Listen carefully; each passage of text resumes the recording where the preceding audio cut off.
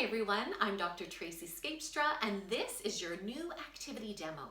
Today I'm going to be talking about poetry in motion, bringing poetry and dance together. Literacy needs to be embedded across all curricular subjects, regardless of whether it is math, the language arts, and even dance. It is so important that we bring literacy instruction into everything we do.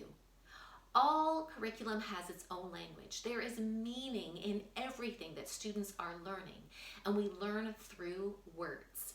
It's a way in which we understand emotions. It's a way that we express our ideas. It's oral communication, nonverbal communication. Language is needed for problem solving and decision making and so forth. Now, what I really love about bringing poetry and dance together is they actually have a lot in common. They both have different styles. There is rhythm and meter in the way it is that they are written or choreographed and or performed.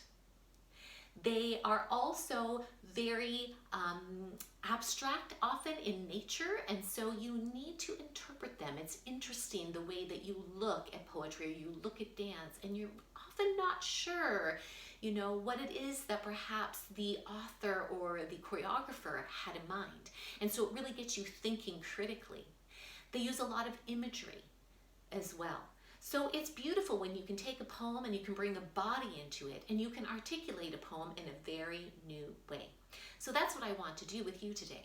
So just before I get into the poem, I want to let you know that you can do this with students of all ages, and you can start with really simple poems like a nursery rhyme, and then you can also work with older students with much longer, meaningful poems that maybe talk about a social justice issue like deforestation or racism.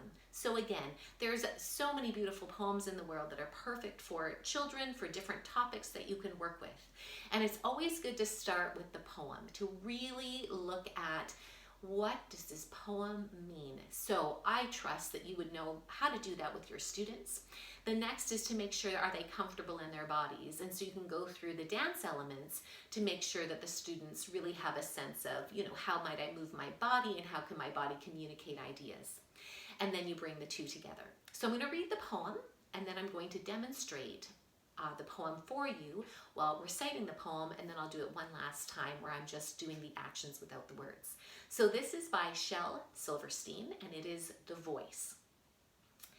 There is a voice inside of you that whispers all day long.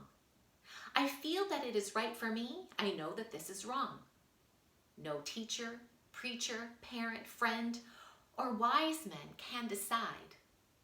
What's right for you? Just listen to the voice that speaks inside. Now I'm going to show you how I can do this with my body, and I will speak the words again.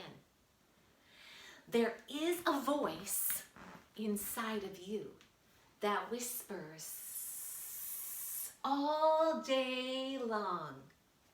I know that this is right for me. I know that this is wrong. No teacher, preacher, parent, or friend, or wise man can decide. What's right for you? Just listen to that voice that speaks inside. And I'll do it one more time without the words.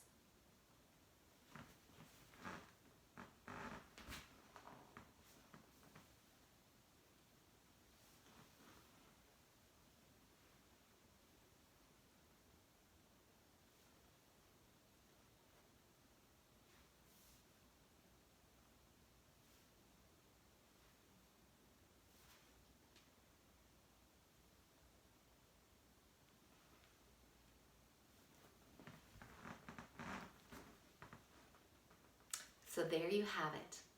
Have fun. Try something new with your students. What you can do is choose a poem and have them go off into small groups and see what they can come up with. Make sure you give them a success criteria. So it's really good to let them know, I want to see levels, or I want to see you use the space by moving forward or backwards. I want to see big movements, or I want to see small movements. So give them an idea of what you're looking for. You want to see certain words or lines emphasized so that they have some structure, but then they can really create within that. And then you can actually do a performance, either for the whole class, or you can have students perform just for you, or again, they can record it and then they can show it that way as well, because we want to provide comfort for our students. So that's it for today. I hope you try it. I would love to hear your thoughts on this activity. Until our next activity demo, I wish you well. Have a wonderful week. Thank you.